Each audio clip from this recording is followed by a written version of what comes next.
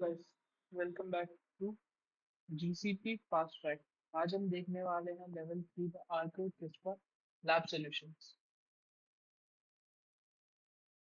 सो जैसे कि आप देख पा रहे हैं, इसमें हमें कोई भी चेक माय प्रोग्रेस की बटन नहीं दिख रही है। इसलिए इस लैब में हमें कुछ भी नहीं करना। मिनिमम 3 to 5 मिनट्स हमें स्पेंड करने हैं।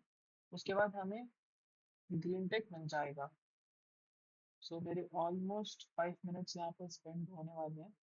अब इसके बाद मैं लैब को एंड कर दूंगा और मुझे यहाँ पे ग्रीन टेक मिल जाएगा।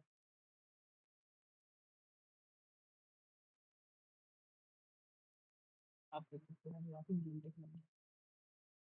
So if you have any doubt or any query, you can drop a comment and don't forget to like, share and subscribe to my channel. Thank you.